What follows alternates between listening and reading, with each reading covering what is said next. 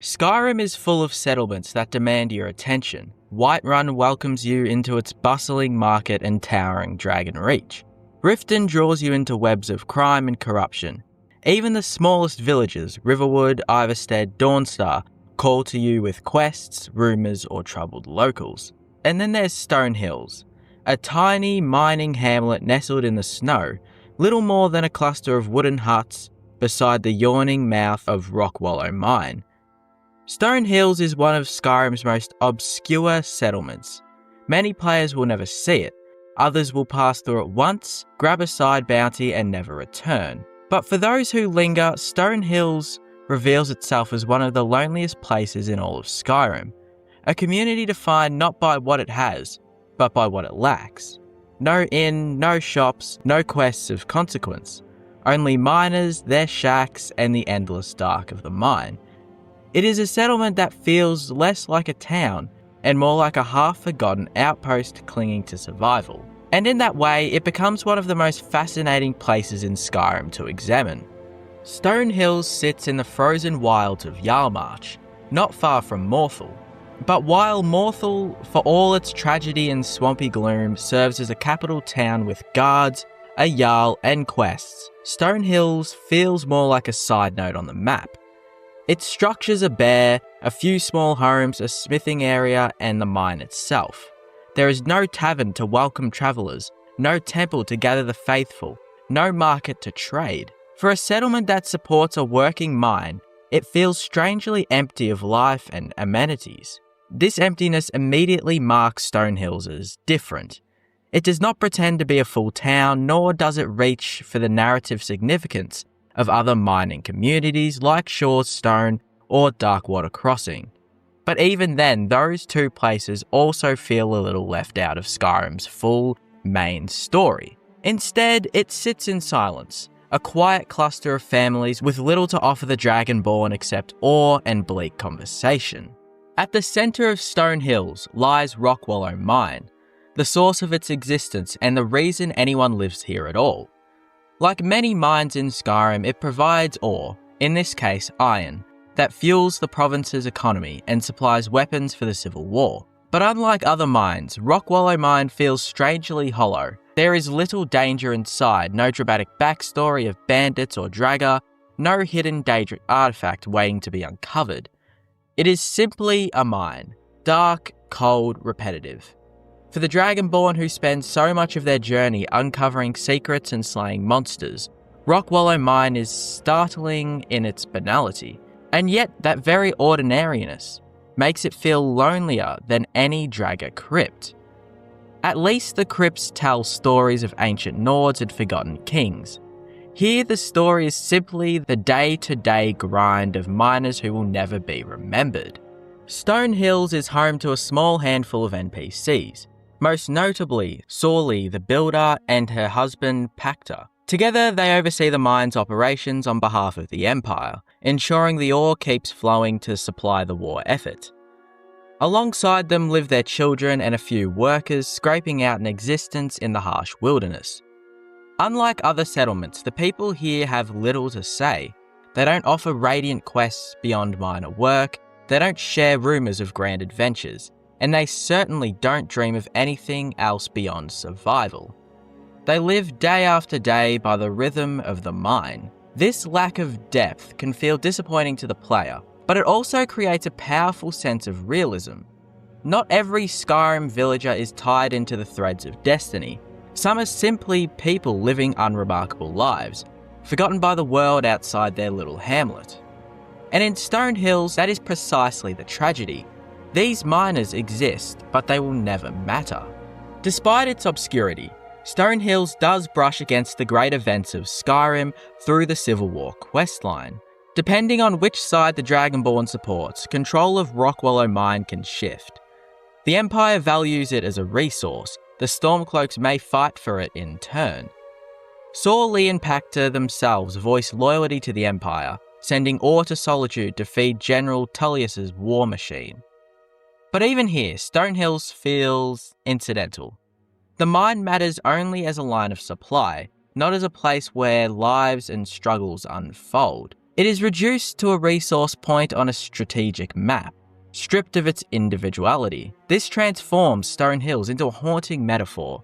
Even when it is noticed not for its people, but for what can be extracted from its earth. Stone Hills becomes even more striking when compared to Skyrim's other mining communities, like Shaw's Stone, Darkwater Crossing, and Karth Waston. Shaw's Stone has ties to the Thieves' Guild and a mine contested by dangerous enemies. Darkwater Crossing is defined by tragedy, with survivors of Helgen trying to rebuild their lives. Karth Waston serves as a flashpoint for the Silverblood family's ruthless expansion. Each of these towns, though small, are still given some sort of narrative weight, even though they're still lonely in themselves. Their minds tell small stories of exploitation, danger, or recovery. Stone Hills, in contrast, feels like a mine stripped of a story. Its only identity is labour and silence. It does not cry out for help. It does not beg the Dragonborn to intervene. It simply exists, lonely and untouched. Perhaps the most powerful feature of Stone Hills is its silence. There are no bustling streets, no chatter of markets, no drunken songs from taverns. The soundscape is reduced to the crunch of snow, the crack of a pickaxe in the mine, and the occasional sigh of wind across the frozen tundra. For players who stumble upon it, this silence can feel almost unsettling. Skyrim is a world brimming with constant noise, dragons roaring, Nords brawling, and merchants shouting. To enter Stone Hills is to enter a pocket of emptiness. That emptiness in turn makes it one of the most loneliest places in Skyrim. Stone Hills occupies a peculiar role in Skyrim's design. It is a named settlement large enough to appear on the map, with unique NPCs and a functioning economy, and yet it is treated with the narrative weight of an unmarked farmstead. In many ways, it feels like content the developers left unfinished. A town sketched onto the canvas but never really painted, with a lot of quests or stories. The fact that it exists at all feels kind of accidental, as though Bethesda couldn't quite decide whether to make it a real village or leave it as a background dressing. This in-betweenness contributes to its air of forgotten loneliness. It is a town that barely exists in the eyes of both the world and the player. When the Dragonborn enters Stone Hills, what do they really feel? For many, it's a brief stop. Perhaps a bounty quest sends them here, or they wander by on the way to another destination. The player mines a little ore, speaks briefly with Sorley or Pacta, and then moves on. But for those who pause, the atmosphere begins to seep in. The stark snowfields, the small homes huddled together, the endless grind of the mine, and the lack of anything beyond survival. The result is a settlement that feels profoundly lonely to inhabit. Players often leave quickly not because of the danger, but because there is simply nothing to hold them here. When all is said and done, Rockwallow Mine and Stone Hills embodies the concept of loneliness more than almost any other place in Skyrim. It is not lonely because of ghosts or tragedy. It is lonely because of neglect. Neglect by the developers, neglect by the game's narrative, and neglect by the Dragonborn, who rarely stops long enough to notice it. It is a mine that exists without purpose beyond labour, and a town without identity beyond its ore, and a community without recognition beyond a single line on the map. In a game filled with legends, gods, dragons, and quests of world-shattering scale, Stone Hills is a reminder of the other side of Skyrim, the forgotten lives of those who mine, survive, and pass into obscurity without ever shaping history. Stone Hills may be the loneliest mine in Skyrim, but that loneliness makes it strangely powerful. It reminds us that not every settlement is destined for greatness. Some exist only to endure. Some communities live and die without songs or sagas, and their work is swallowed by the silence of snow. In this way, Stone Hills feels almost more real than the grander cities of Skyrim. It is not a stage for adventure, it is a background detail of a world that does not revolve around the Dragonborn. And perhaps that, more than anything, is why it lingers in the minds of players who do stop to notice it. Stone Hills stands eternal, a lonely hamlet in the snow, clinging to its mine, forgotten by all, but the pickaxes echoing in the dark. There's a certain sound that pulls you in long before you reach the mouth of this mine. It's not the ring of a pickaxe or the cheerful chatter of miners hauling in another day's pay. No, what you hear is quieter, sharper. The crack of a bowstring in the distance, the whistle of an arrow splitting the air, and then silence. When you round the final bend and see the main entrance for the first time, the smell of iron is thick, not from the ore, but from the blood soaking the dirt. The camp is littered with corpses. Workers lie where they fell, their tools still in their hand. The enemy isn't hiding deep within the tunnels. They're waiting for you just beyond the entrance. Bows drawn, axes ready, gold gleaming in the light. This is cosy Mine, and it's not just the richest gold deposit in all of Skyrim. It's a place where entering means making a choice. You're either going to clear it, or it's going to clear you. cosy Mine sits in the Reach, just east of Markarth and perched above the treacherous road to Old Roldan. The area itself already carries the danger of its hold. The rocky terrain makes for perfect ambush spots, and Forsworn patrols often roam nearby. The mine is unmistakable from the road.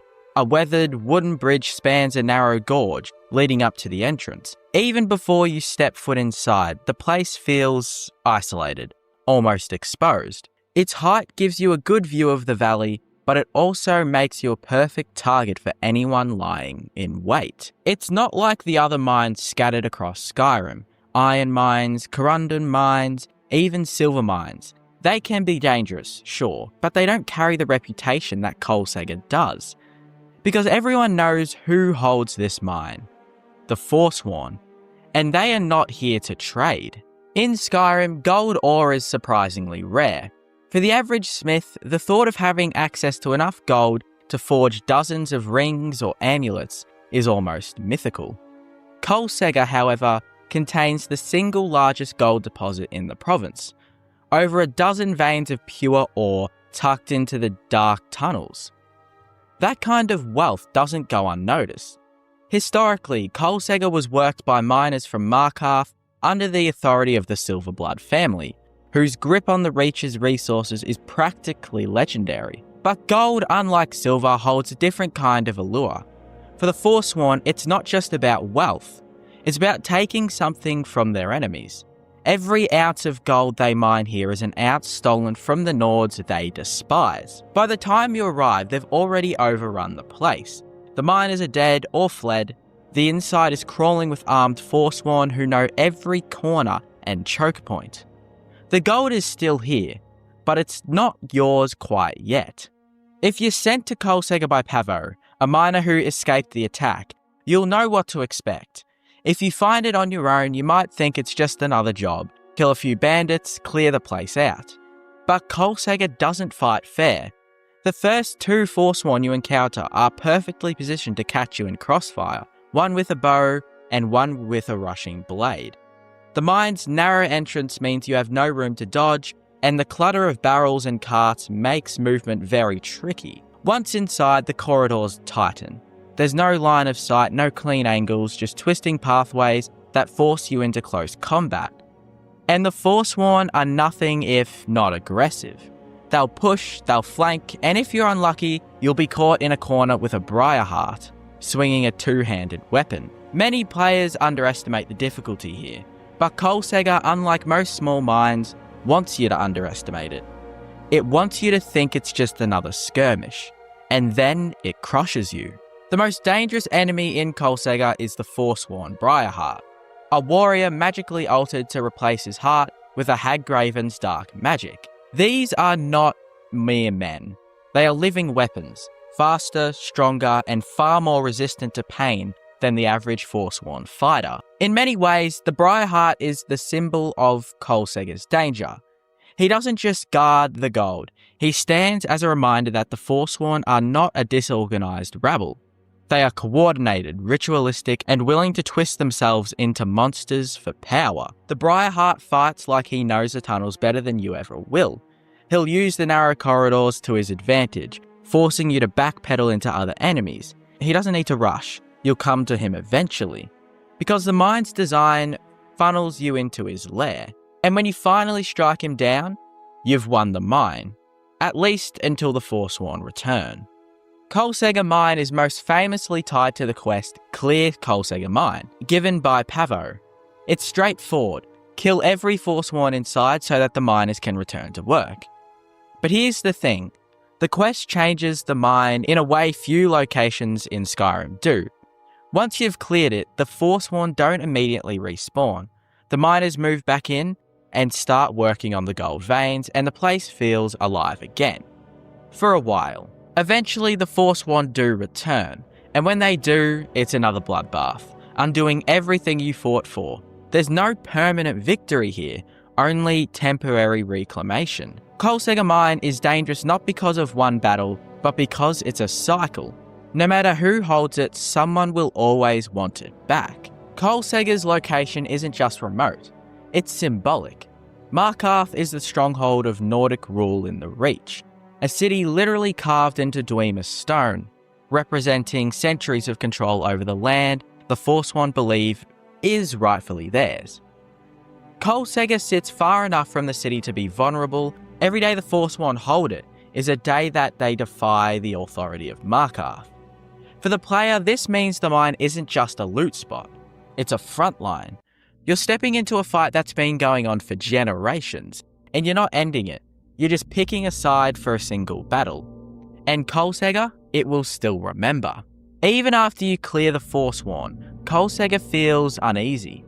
The bodies of miners lie where they fell, some still clutching pickaxes, others sprawled on the ground outside.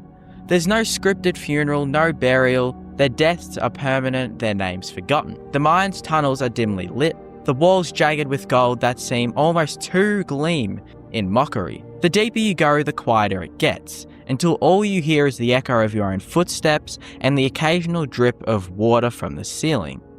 It's not just a dangerous place, it's an oppressive one.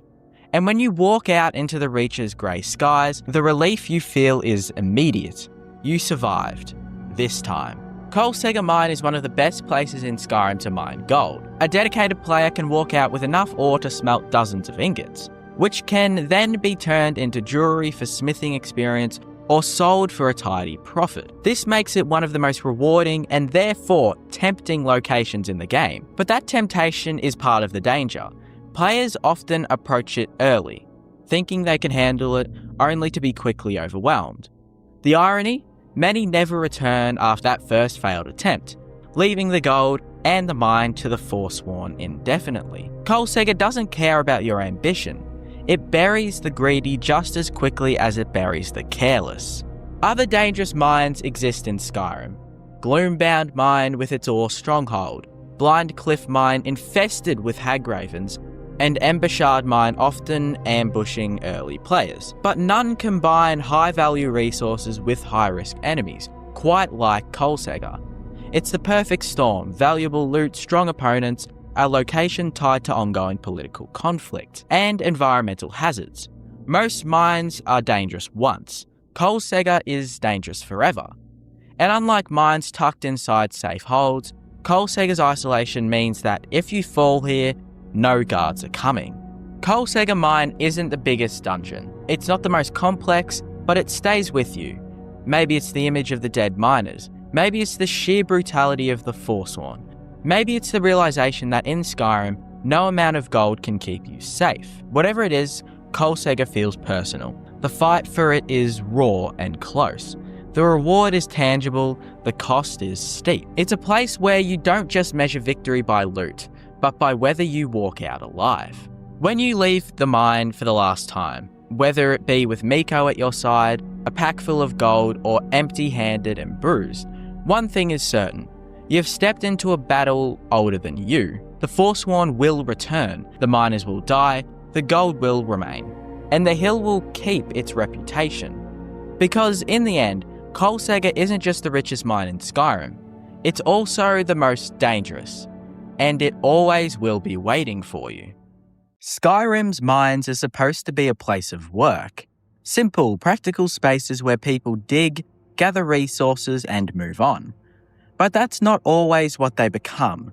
Because beneath the surface, far away from cities and guards, these places are vulnerable, easy to take over, easy to forget. And once something moves in, it rarely leaves.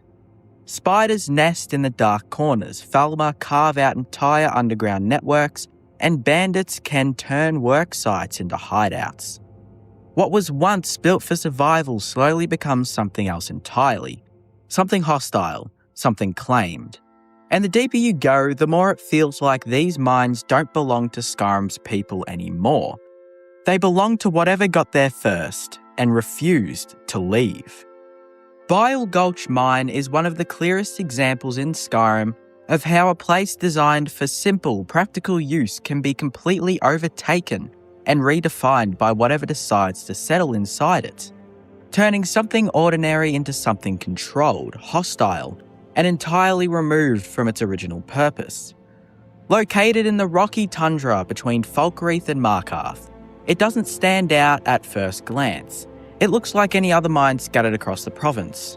A small operation carved out into the landscape, with a few buildings signifying what is infesting there.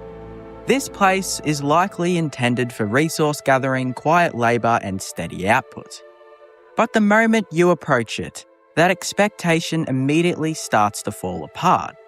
Because Bile Gulch Mine isn't functioning as a mine anymore.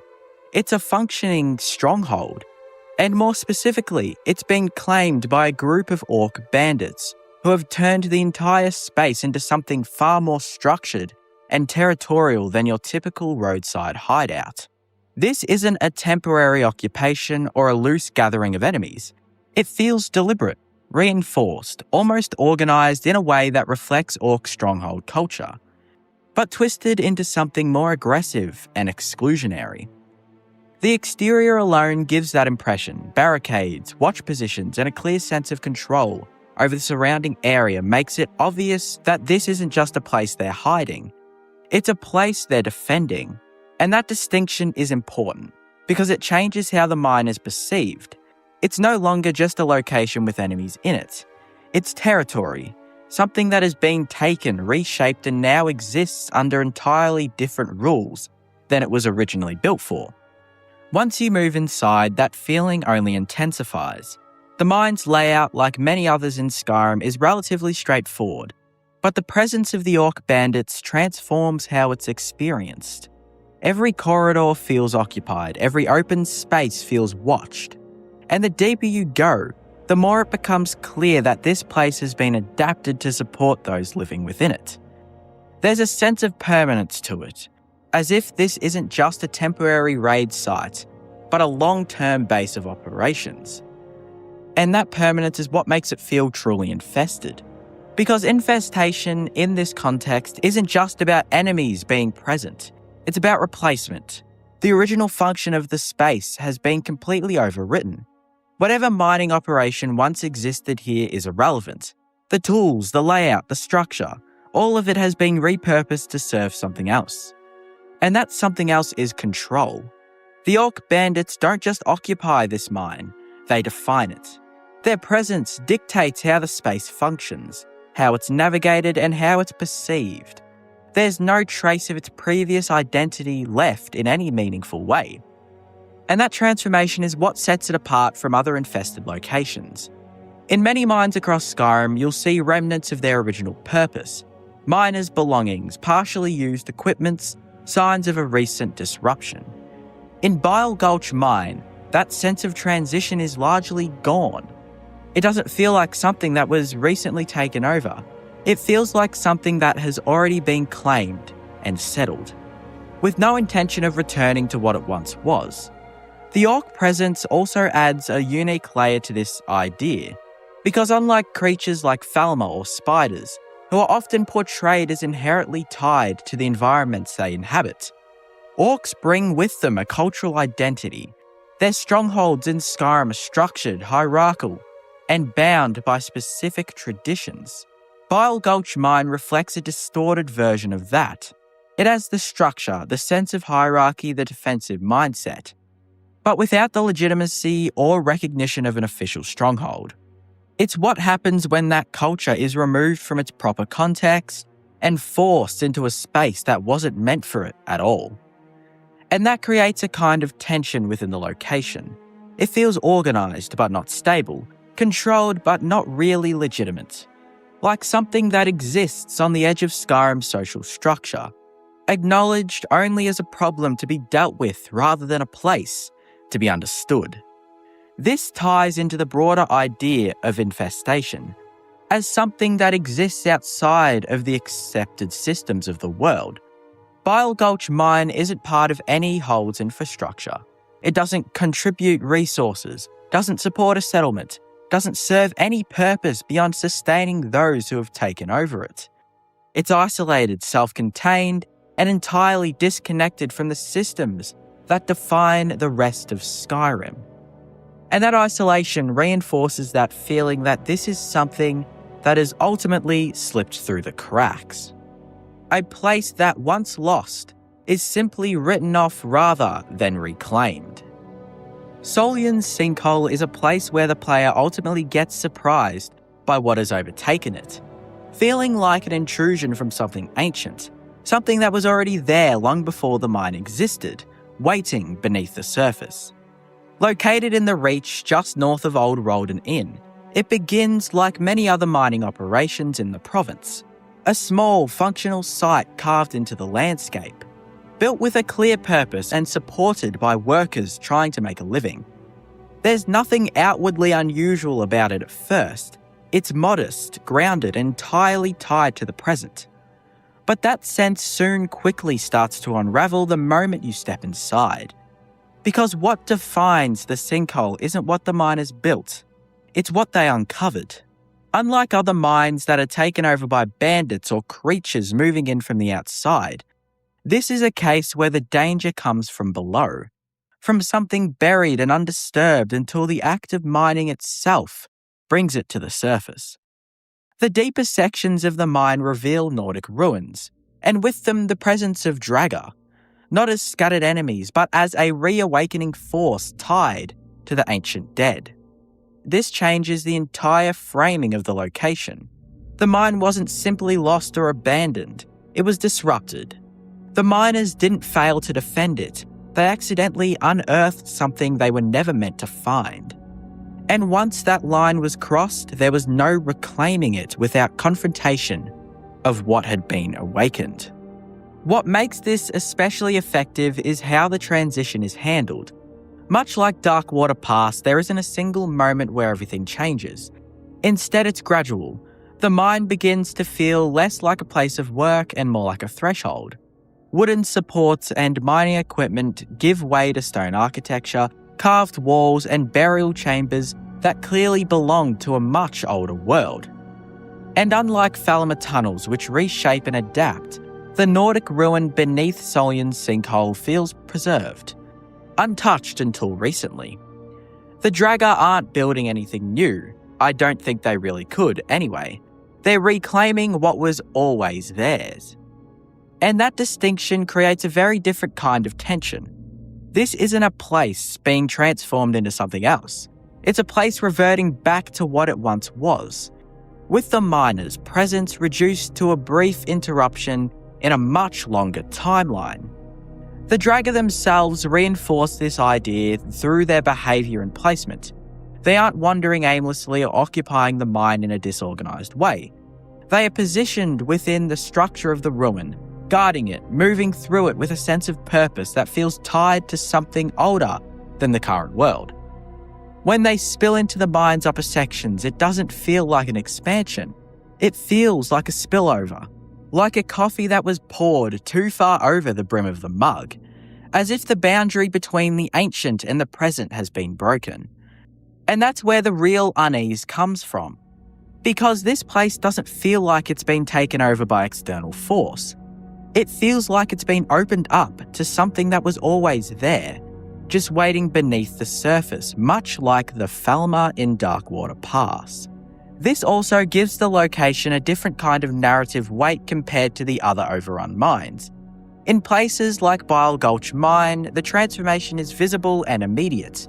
A group takes control, reshapes the space, and establishes dominance. In Darkwater Pass, the change is environmental and systematic, a slow absorption into something alien. But in Solion's sinkhole, the change is temporal. It's about layers of history colliding.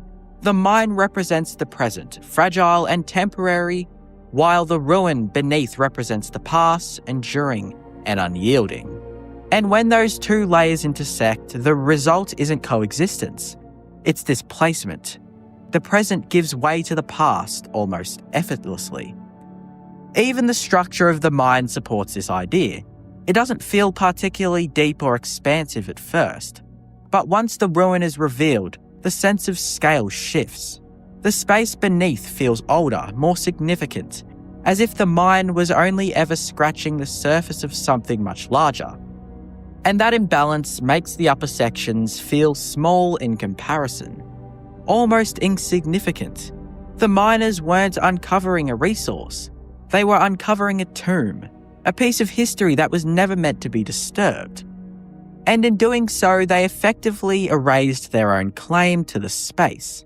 The sinkhole ultimately stands out because it doesn't show a mine being lost. It shows how easily the present can be overwritten by the past in Skyrim. It's not about invasion or control, but about rediscovery in the worst possible sense. A reminder that much of the province is built on top of something older, something buried, and that digging too deep doesn't always lead to progress. Sometimes it just uncovers what was meant to stay hidden. And once that happens, the mine itself isn't just dangerous, it's no longer yours at all. Darkwater Pass doesn't feel like a place that was simply taken over. It feels like a place that was consumed slowly and completely, until whatever it used to be no longer mattered. Located near Darkwater Crossing and the Rift, it begins with a sense of being familiar. The entrance suggests a mine, or at least a very functional tunnel carved with purpose, something tied to the surface world and the people who live there. But that sense of normalcy doesn't last long. The deeper you move into Darkwater Pass, the more the environment shifts, not abruptly, but gradually, in a way that feels almost invasive. Wooden supports and man-made structures begin to give way to damp stone, bioluminescent growths, and the unmistakable signs of Falmer presence. It's not just that enemies appear, it's that the space itself begins to change identity. You're not entering a mine with Falmer in it, you're entering a Falmer domain that has absorbed a mine. That distinction is what defines Darkwater Pass, because the Falmer don't just occupy spaces, they reshape them. Their presence isn't surface level or temporary, it's systematic.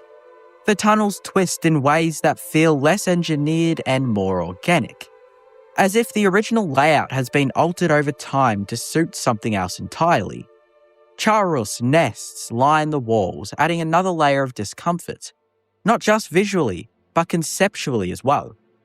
These creatures aren't just companions to the Falmer, they're part of the same ecosystem, reinforcing the idea that what's happening here isn't random. It's established, sustained, and deeply rooted.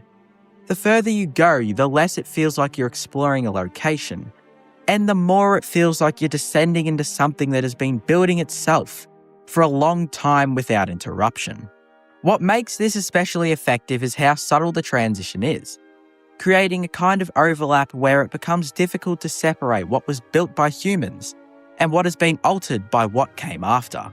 The blurring of boundaries is what gives Darkwater Pass its unsettling tone. It's not just a place that was lost, it's a place that was overwritten.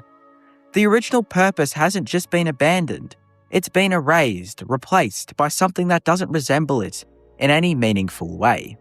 Darkwater Pass doesn't feel temporary, it feels permanent, like whatever claim the surface once had over this space has been completely lost. It doesn't lead somewhere, it traps you within itself, looping you through a space that has no interest in connection back to the world above.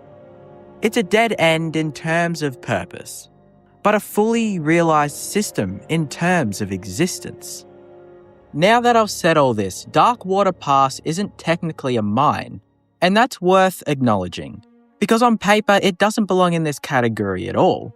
It's a cave, separate from the structured, purpose-built spaces that define Skyrim's mining operations. But its inclusion here comes from something more contextual than literal. Because when you look at where Darkwater Pass is situated, right beside Darkwater Crossing, an active mining community, it starts to feel like an extension of that same industrial footprint. That kind of place that, under slightly different circumstances, would have been a mine. The geography lines up, the proximity makes sense. It sits close enough to a settlement built entirely around excavation that it's easy to imagine miners eventually pushing in that direction, expanding their operations, turning the cave into something functional. But that never happens, or more accurately, it can't happen, because whatever potential that space had is already gone, claimed long before it could be repurposed. The Falmer and Charles don't just occupy the cave, they preempt its future. They turn what could have been a site of productivity into something inaccessible, something hostile, something completely cut off from the world. And that's why it still fits here, not because it is a mine, but because it exists right on the edge of becoming one. A missed opportunity shaped entirely by what got there first and refused to leave. Infested before miners could find any sort of resources in there. Colsager Mine is another location where a mine being overrun feels less like random occupation and more like a deliberate act of reclamation, turning what should be a place of labour into something deeply tied to the conflict of the Reach itself. Located just east of Markarth, along the river that cuts through the Karth Valley, Colsager isn't some forgotten or insignificant site. It's a gold mine, valuable, productive, and directly tied to the wealth of the region. Or at least, it used to be. By the time you arrive, that value hasn't disappeared, but it has been redirected, because the Forsworn who now occupy the mine haven't just stumbled upon it or taken shelter there. They've taken control of something that represents the very forces they oppose. At first glance, the structure of Colsager still reflects its original purpose. The exterior is open, active in design, with smelters, workstations, and clear signs of an organised mining activity. But that quickly gives way to something more hostile. Forsworn patrol the area, not as scattered enemies, but as a group that clearly understands the terrain and has positioned themselves to defend it. There's a sense of awareness to their presence. They aren't just hiding within the mine, they're asserting control over it and the surrounding land. And that control feels intentional in a way that sets Colsager apart from other locations, like Embouchard Mine, where bandits simply take advantage of opportunity. The Forsworn aren't opportunists in the same way. They're ideological. Their presence here carries meaning. That meaning becomes clearer when you consider what Colsager Mine represents within the Reach. The region itself is defined by tension between the Nords who control it and the Forsworn who claim it as their ancestral land. Markarth stands as a symbol of that control, a city built on Dwemer foundations, rich in resources and heavily guarded. The mine, sitting just outside of it, feeds into that same system. It's part of the infrastructure that allows Markarth to thrive. So when the Forsworn take over the mine, it doesn't just disrupt a single location. It disrupts a supply line. It's a direct challenge to the authority that governs the region. Inside the mine, that tension continues to build. The deeper you go, the more it becomes clear that this isn't just a defensive occupation. It's an adaptation of the space itself. The Forsworn don't reshape the mine in the same way Falmer might, nor do they leave it structurally untouched like bandits often do. Instead, there's a blending of identities.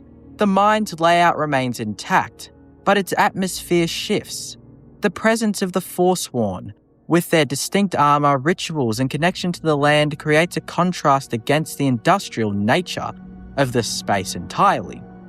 It feels like two opposing ideas existing in the same place: extraction versus belonging. The mine was built to take from the land. The Forsworn, in their own way, are trying to reclaim it. This creates a unique kind of discomfort because Colsager Mine doesn't feel like it's being stripped of meaning. It feels like it has been given a different one. The gold is still there, the tunnels still function, but the purpose behind them has changed. It's no longer about production or profit. It's about control, resistance, and presence. The Forsworn aren't mining the gold in any structured sense, but by holding the mine, they're denying it to those who would. And that act alone transforms the space into something political.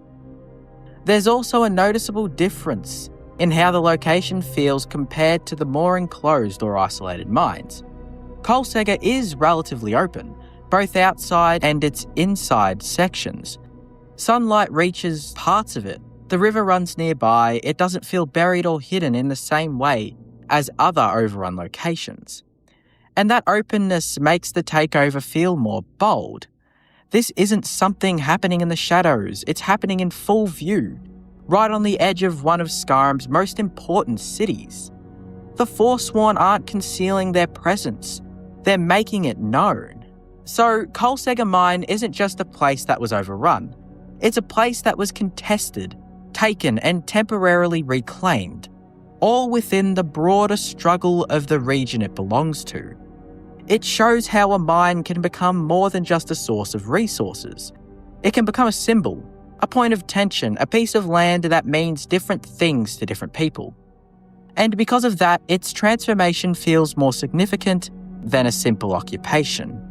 It's not just about who's inside the mine, it's about what the mine represents and who has the power to decide that. Embershard Mine is one of the first locations most players will ever encounter in Skyrim.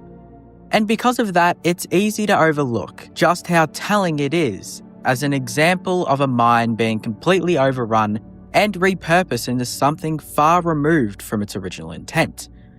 Located just outside Helgen, along the road towards Riverwood, it sits directly in the path of your escape from the game's opening sequence. In many ways, it's designed to feel like a natural extension of the tutorial. A simple, approachable dungeon meant to introduce players to basic combat and exploration. But when you stop looking at it as a gameplay tool and instead consider what it represents within the world, Embershard Mine becomes something much more interesting.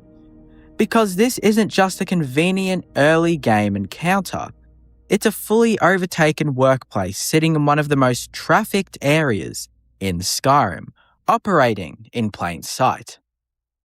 At a glance, Embershard still resembles what it once was. The structure is intact, the layout is clear, and there are still visible traces of its function as a mine. But almost immediately that illusion starts to break. The people inside aren't miners, they're bandits. They've wasted no time in turning the space into their own operation. Unlike more remote locations where takeovers can feel isolated or hidden, Embershard Mine exists right next to a major road, within walking distance of Riverwood and not far from Helgen itself. And yet, despite that proximity to civilization, it has been completely claimed by a hostile group with little resistance. That alone says a lot about how vulnerable these places are, especially in the aftermath of chaos like Helgen's destruction. Authority weakens and spaces like this are the first to fall. What makes Embershard stand out is how efficiently it has been repurposed. The bandits haven't just occupied the mine, they've adapted it to suit their needs almost seamlessly. Lookouts are positioned outside, keeping watch over the road. Inside, the layout is used strategically, with choke points, elevated positions, and traps that suggest a level of awareness about how to defend a space. There's even a sense of routine to their presence. Conversations between bandits hint at a familiar nature, at a group that has settled in rather than just passing through. This isn't a temporary hideout, it's a functional base built on top of something that used to serve a completely different purpose. And yet, unlike places such as Bile Gulch Mine, there's no attempt here to establish identity or permanence beyond survival. The bandits aren't trying to build something new, they're simply using what's already there. The mine's infrastructure remains largely unchanged, but its meaning has shifted entirely. Where there was once labour and production, there is now control and opportunism. The tools, the tunnels, the storage areas, all of it has been recontextualized. The mine still functions in a way, but not for the people it was meant to serve. It's been hollowed out conceptually, its purpose replaced without altering its form. This creates an interesting contrast between appearance and reality. This mine looks familiar, almost mundane, especially compared to more dramatic locations in Skyrim. There are no ancient ruins hidden beneath it, no sprawling underground ecosystems, no overwhelming sense of scale. And because of that, it's easy to dismiss it as significant. But that simplicity is exactly what makes it effective. It shows how quickly and quietly a place can be overtaken without needing to be transformed into something unrecognizable. The change doesn't have to be dramatic to be complete. Sometimes all it takes is a shift in who controls the space. There's also something important about its placement so early in the game. Ember Shard introduces players not just to combat, but to a recurring theme in Skyrim's world. That many of its structures are unstable, constantly shifting between ownership and abandonment. Mines, forts, caves, they don't stay under one group's control for long. They're contested, reclaimed, lost, repurposed over and over again. Ember Shard Mine is simply the first time you see it happen. And because it's framed as a basic encounter, its implications are easy to miss. But in reality, it sets the tone for how the rest of the world has to operate. Even after clearing it, there's a lingering sense that nothing about the situation is permanent. The mine can be reclaimed, yes, but there's no guarantee it will stay that way. Another group could move in just as easily, and that instability is baked into the location, and to be honest, into the world of Skyrim itself. The mine doesn't present a resolved problem, it presents a cycle. In the end, what makes Ember Shard Mine one of the most overrun mines and places in Skyrim isn't the scale of its takeover, but how ordinary it feels. There's no spectacle, no dramatic transformation, no hidden depth, just a straightforward example of how quickly something functional can become something hostile. And because it happens so early, so casually, it almost goes unnoticed. But it really shouldn't, because if a mine this close to civilization can be completely overtaken without much resistance, it raises a larger question about the rest of Skyrim. Not how these places fall, but how many of them were never truly secure to begin with. Mines in Skyrim are meant to be some of the most grounded places in the entire world. They're not ancient ruins or hidden cities, they're simply practical, built for one purpose, to work. But that's exactly what makes them so vulnerable. Because once that structure is broken, once the workers leave or something forces them out, these places don't stay empty for long. They get taken, sometimes by bandits looking for easy shelter, sometimes by something far worse lurking beneath the surface, and sometimes by forces that were already there, just waiting to be uncovered. What you're left with are spaces that feel familiar on the inside, but completely changed within. Not abandoned, but claimed. And across Skyrim, some mines stand out more than others, not for what they produce, but for what's taken over instead. In Skyrim, every place has a name. Every ruin has a story. Every cave has a bandit, a necromancer, a ghost with unfinished business. You can pick almost any point on the map and someone, some faction, some book, some loose thread of narrative will eventually guide you there. And yet, some places don't feel like they were ever meant to be found. Some places feel like they slipped through the cracks, built, textured, maybe even plotted out, and then quietly left behind. No quest markers, no radiant objectives, no dialogue hints from a drunken NPC in a tavern, just a name on a map. If you're lucky, a cold, unlabeled door, if you're not. This is one of those places. No one ever tells you to go there, no one even mentions it. But if you wander far enough east of Riften, past the stables, across the river, up the rocky slope towards the edge of the mountain, you might see it. A wooden scaffolding, a crumbling mine entrance. a place the world seems to have forgotten. The Lost Prospect Mine doesn't open with a bang. It's not like Bleak Falls Barrow with its towering arches and blaring music cues. There's no combat encounter waiting at the threshold, no trap to dodge. You walk in and the world just gets quieter. The first room is small, dusty. A minecart is tipped over, gold ore litters the floor, glittering faintly in the gloom. There's a lantern, a pickaxe, and water, the sound of it faint and rhythmic deeper inside. At this point, you're thinking, okay, standard abandoned mine, probably some skeevers, maybe a dead bandit with a journal and a minor treasure. But then you notice something strange. There are no enemies at all. None. Just tunnels and silence. As you move deeper, the mine widens. You reach a larger cavern, water running through it, and a series of ledges above you. There's a broken ladder, a few more carts, and you start to wonder what actually happened here. Why was it abandoned, and why did no one ever come back? And then, in a narrow side chamber, you find him. A corpse. Two corpses, actually. A man and a woman dead, frozen together.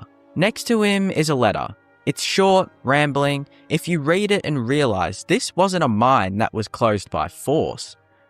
It wasn't overrun by spiders or something dark. It was closed because of obsession. The prospector believed there was more gold here, a lot more. His partners didn't believe him. They left, but he stayed. Kept digging, kept dreaming until the dream became all there was. The note ends with something like, "I'm close, I can feel it." And then he died right there. A pickaxe on the floor, a lantern running out of oil, and nothing else to say for him. There's no boss at the end of Lost Prospect Mine.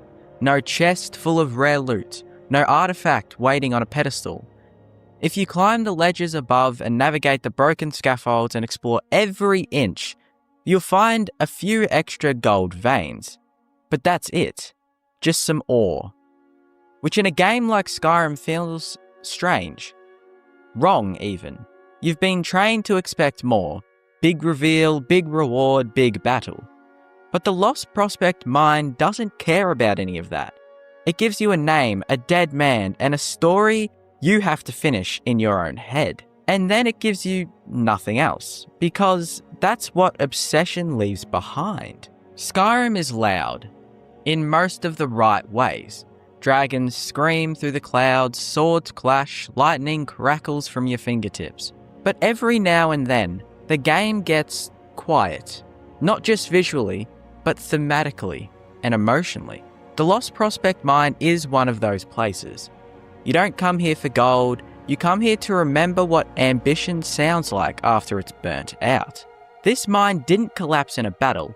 It didn't get swallowed by the war. It wasn't cursed or haunted or corrupted. It was simply forgotten. Like a dream you thought was real until you wake up and realize no one else had it but you. And that maybe is why this place matters so much. Because it doesn't matter. Because someone once believed it did. Skyrim is a game that usually over-explains. It gives you journals, dialogue trees, exposition dumps, quest markers, flashing arrows, and redundant monologues from people who really want to tell you about their missing sword. But this mine doesn't really explain anything. You have to connect to the dots. The prospector's note, the layout of the mine, the empty scaffolding, the fact that by the time you reach the deepest point in the cave, the gold is there, but the person who needed to see it never made it. And he was right, there was more gold, but that doesn't matter because he's dead now. And no one else cared enough to come back, not even to bury him. There's a type of location in Skyrim I've started thinking of as a pre-quest.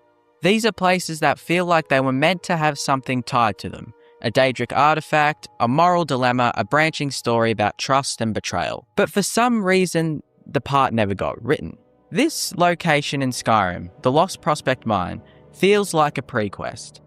You could build a whole story out of it. Maybe the prospector was cursed. Maybe the mine was a front for something darker. Maybe there's more gold, but every time someone comes for it, they vanish. But the game doesn't do that. It leaves the door open. And that's rarer than you think in a game like Skyrim. If you were to draw a map of Skyrim, not just the geography, but the psychology of its places, the Lost Prospect Mine would be a little dot at the edge of ambition. It's about what happens when you believe in something no one else does. It's about digging and digging and digging and never hitting bedrock. It's about thinking that if you just go a little further, if you just try a little harder, you'll eventually get the reward you were promised. And it's about how that promise can kill you. And it's about how the world might never even notice you're gone. Because the mine is so tucked away, so out of the public's eye that no one will ever think to go there other than prospectors. There are players who will never enter the Lost Prospect Mine. They'll walk past it, ride past it, maybe even glance at it while chasing something bigger. And that's okay, because the game doesn't ask you to go there. But that's what makes it feel real, because the world is full of forgotten places. Houses with the lights off, offices with dust on desks, buildings with no footprints in the snow. Not every location gets a headline. Not every place gets a purpose. Some places exist simply because someone once needed them to, and then stopped. In most of Skyrim, gold means something, right? It's currency, it's value, it's the reward. But in the mine, gold is something else. It's the object of fixation, the illusion of purpose, the thing that a man clung to while the rest of the world moved on. And in that context, the gold in the mine isn't a treasure, it's a tombstone. You can mine it if you want, you can even sell it. But part of you knows this wasn't meant for you at all. It was meant for someone who never got to hold it. The Lost Prospect Mine doesn't change.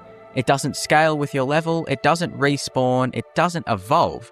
It doesn't care if you're level 5 or level 50. You walk in, you see the story, and you walk out.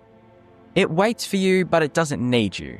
And when you leave, I bet it doesn't miss you either. Which makes it feel more real than half the quest hubs in the game. It's a scar and not a wound. Not everything in Skyrim is meant to be remembered. Some stories don't echo through the taverns, some places don't get marked on your map.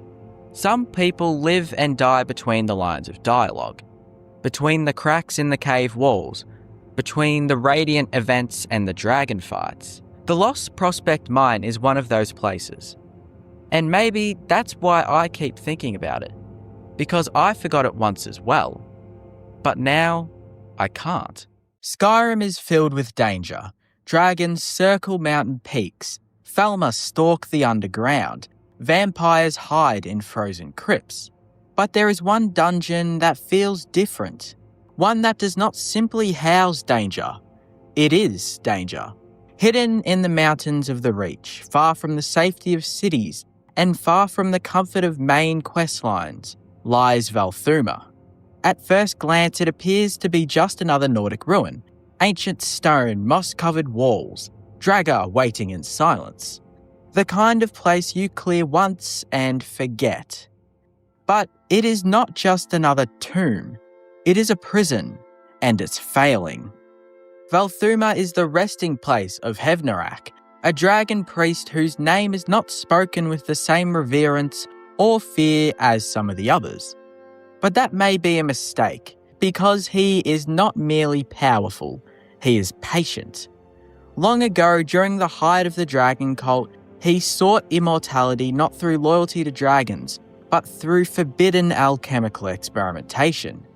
His obsession with plague, poison, and unnatural longevity made him feared even among his own kind. The ancient Nords understood something terrifying. Hevnarak was not content with death, so they sealed him away in Valthuma. But they didn't simply entomb him. They built layers of containment, and that is what makes this dungeon different. It is not a resting place, it is a warning.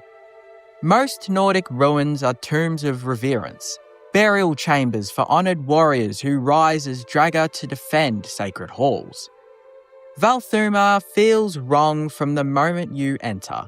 The architecture is heavy, oppressive. Narrow corridors wind deeper into the earth, as if the structure itself is trying to suffocate whatever lies below.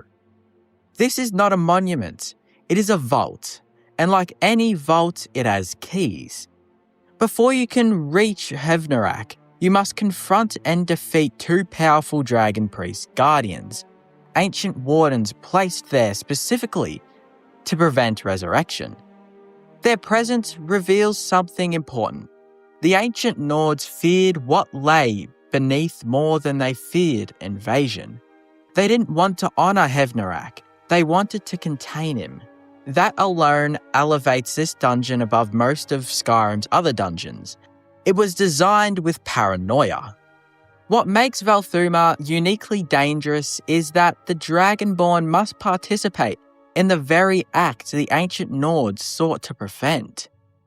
To face Hevnerak, you must complete a ritual. You gather the ceremonial skulls, you unlock inner chambers, you activate the final confrontation. In doing so, you become the final key. This is one of Skyrim's most subtle narrative traps.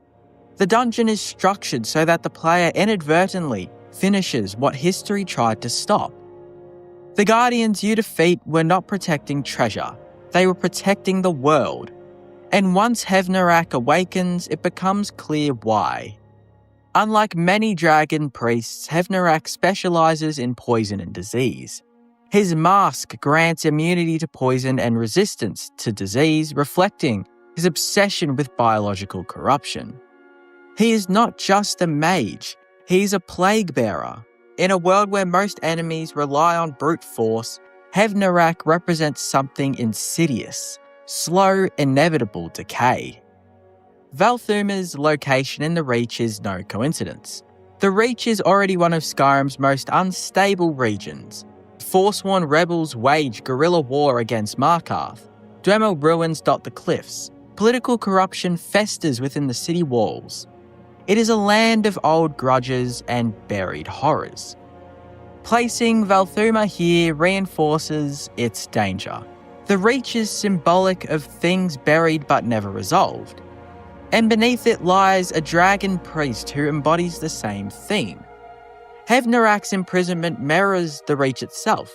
Ancient violence sealed away, but never truly erased. If this dungeon were to fall unchecked, the Reach would be the first to suffer. And given its fragile state, it might not survive. There are more difficult dungeons in Skyrim mechanically. There are larger ones, more complex ones. But few feel as claustrophobic and tense as Valthuma. The deeper you go, the more deliberate the structure feels. There are no grand open caverns like Blackreach, no sprawling Dwemer machinery, no dramatic waterfalls. Just stone. Stone and silence. The dungeon compresses you as you go. It forces close combat with Draga Deathlords in narrow hallways. It denies open strategy. It corners you. By the time you reach the ritual chamber, you feel trapped, as though you have descended too far to retreat comfortably. That psychological design makes this dungeon dangerous beyond its enemies. It pressures the player. Most dragon priests persuade power through dragon worship. Hevnerak pursued something colder. His mask's properties suggest a fixation on resisting corruption and decay. He wasn't trying to conquer kingdoms, he was trying to conquer his own biology. That makes him uniquely terrifying. Poison and disease are democratic forces. They do not discriminate. They do not respect power. In a medieval world like Skyrim, plague could wipe out holds. The ancient Nords likely understood that Hevnerak's experiments were not simply heretical. They were existential threats. He was not a warlord. He was a scientist without ethics. And that makes him far more dangerous. Valthuma is deceptive in another way. It is accessible relatively early. There are no level gates, no quest prerequisites demanding high progression. An inexperienced Dragonborn can wander into this dungeon and awaken something far beyond their readiness. And because the ritual is structured as a progression puzzle rather than a clear warning, players not realise the scale of what they're unlocking until it's too late. That subtle trap makes it one of the most dangerous dungeons for unsuspecting adventurers. You think you're clearing a ruin, but you're really breaking a seal. After defeating Hevnarak, you claim his mask, a powerful artifact granting poison immunity and disease resistance. On the surface, it's just loot, but symbolically it represents inheritance. You now carry the legacy of the Plague Priest. You wear the face of a man who experimented with death itself. There's something quietly unsettling about that. Skyrim rarely forces players to confront the morality of the artifacts they collect. But Valthuma lingers. You did what the ancient Nords failed to do permanently. You woke him, and then you ended him. But you also proved that his prison was fragile. What if someone less capable had entered? Many Skyrim dungeons are dangerous because of spectacle. Labyrinthian is epic. Forelhost is tragic. Blackreach is overwhelming. Valthuma is different. Its danger lies in implication. It is a prison barely holding. It is a ritual waiting to be completed. It is a dragon priest obsessed with plague, sealed beneath an already unstable hold.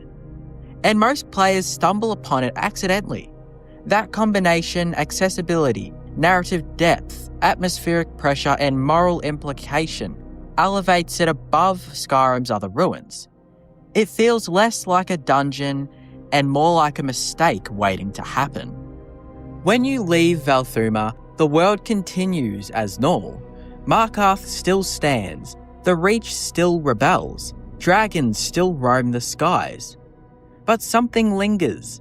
You know that beneath the mountains, ancient horrors were not simply buried, they were feared. And you know that if history forgets why a prison was built, someone will eventually open it. Valthuma is not the most famous dungeon, it is not the largest, it does not house the final boss of the game, but it embodies Skyrim's most dangerous truth. Not all ruins are meant to be explored, some are meant to remain sealed. And when curiosity overrides caution, the consequences echo far beyond stone walls. Hevnarak is gone, but the lesson remains. In a land of dragons and war, sometimes the most dangerous enemy is the one that waits quietly beneath your feet. Skyrim is a land built on anticipation. You see a ruin in the distance and imagine ancient secrets hidden beneath its stones. You discover a cave entrance carved into the mountainside and expect danger waiting in the dark. Every location in Skyrim feels like the beginning of a story. Some caves lead to sprawling underground cities. Some contain powerful artifacts. Others hide forgotten lore that expands the entire history of Tamriel. Because of this, players naturally learn to associate caves with reward, discovery, adventure. But every once in a while, Skyrim breaks that expectation. And no location demonstrates that better than Broken Helm Hollow. At first glance, it looks like any other dungeon in the province. A cave entrance carved into the rocky hills south of Riften. A name that sounds dangerous, the promise of bandits, treasure, and hidden secrets. But once you step inside, something becomes clear almost immediately. Broken Helm Hollow is not what you expected. In fact, it might be the most underwhelming cave in all of Skyrim. The first strange thing about Broken Helm Hollow is its name. Broken Helm sounds dramatic. It suggests a battlefield, a fallen warrior, or some forgotten tragedy buried beneath a stone. In a game where location names often hint at deeper lore, places like Bleak Falls Barrow or Labyrinthian, players naturally assume there must be a story here. But Broken Helm Hollow never quite delivers on that promise. The cave sits in the hills south of Riften, tucked quietly between forests and rocky outcrops. It's not particularly hidden, but it's also not along the main roads most players travel. You might discover it while wandering through the rift, or you might only visit it after receiving a Radiant quest. Either way, the entrance gives the impression that something meaningful waits inside. But once you enter the cave, that illusion quickly begins to fade. Like many caves in Skyrim, Broken Helm Hollow is occupied by bandits. Bandits are one of the most common enemy types in the game. They fill forts, caves, ruins, and abandoned towers across the province. And while they can be fun to fight, they rarely create memorable experiences on their own. Broken Helm Hollow is no exception. Inside the cave, players encounter a small group of bandits using the location as a hideout. They've built makeshift camps, placed torches along the cave walls, and scattered supplies throughout the tunnels. It's exactly what you would expect from a standard bandit den. There are no unique enemy types, no unusual combat mechanics, no elaborate traps or puzzles. Just a handful of enemies guarding a cave that feels almost identical to dozens of others across Skyrim. And that's where the first sense of disappointment appears. One of the most memorable aspects of Skyrim's best dungeons is mystery. Bleak Falls Barrow introduces ancient Nordic puzzles and dragon lore. Blackreach reveals a massive underground ecosystem. Even smaller caves often hide journals or environmental storytelling that hints at deeper narratives. Broken Helm Hollow lacks almost all of that.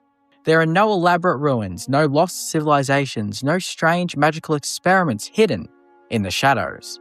The cave is simply just a cave. Its tunnels twist through stone walls that look nearly identical to countless other locations in the game. Its rooms contain crates, bedrolls, and campfires, the standard decorations of a bandit hideout. Nothing about the environment suggests that anything unusual ever happened here. And without that sense of mystery, the cave begins to feel strangely forgettable.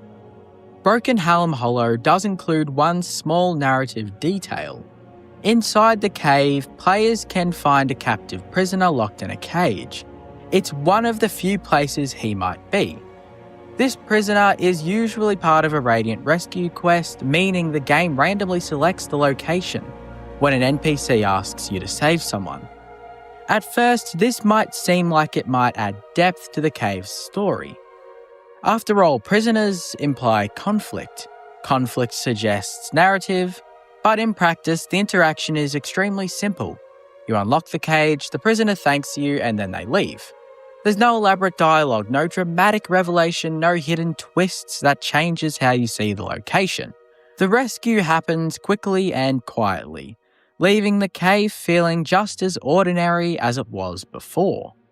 To understand why Broken Helm Hollow feels so underwhelming, it helps to look at Skyrim's Radiant quest system. Bethesda designed Skyrim with hundreds of locations that could be used interchangeably for certain quests. Bandit camps, caves, forts. The game randomly assigns these locations to missions like bounty hunts or rescue operations. This system allows Skyrim to generate endless quests, but it also means that some locations were designed primarily as generic quest spaces rather than unique experiences. Broken Helm Hollow fits perfectly into that category. It exists less as a meaningful place in the world and more as a stage where Radiant quests can occur. A cave designed for functionality rather than storytelling. Even the physical design of Broken Helm Hollow contributes to its reputation.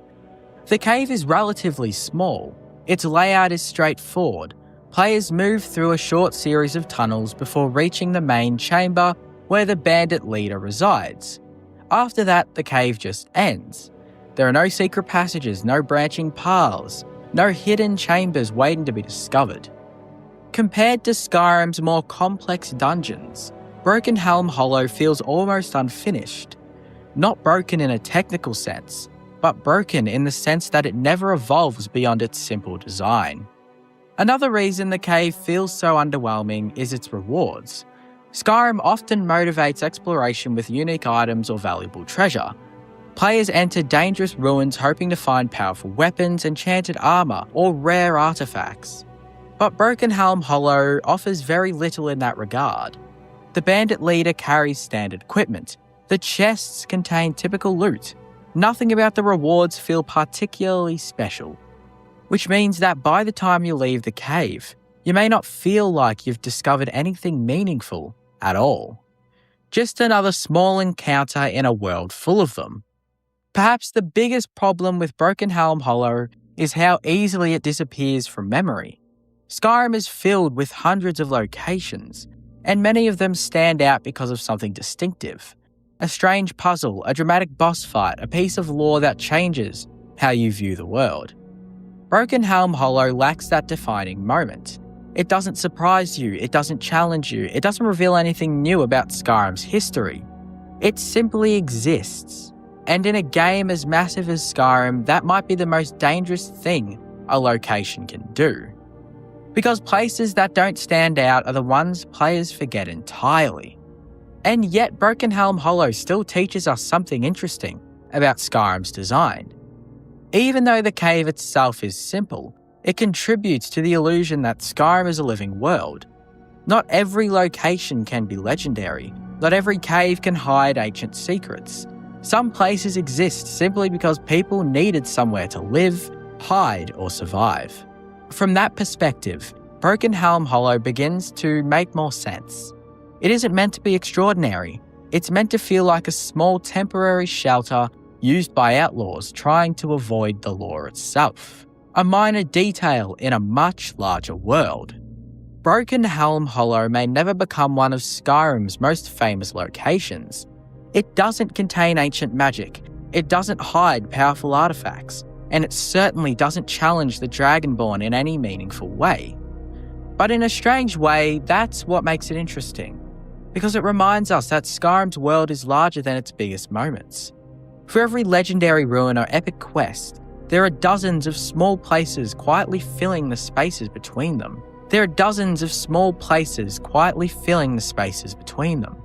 Caves used by bandits, shelters forgotten by history, locations that players enter once and then never think about again. Broken Helm Hollow is one of those places, underwhelming, forgettable, but still part of the vast world that makes Skyrim feel real.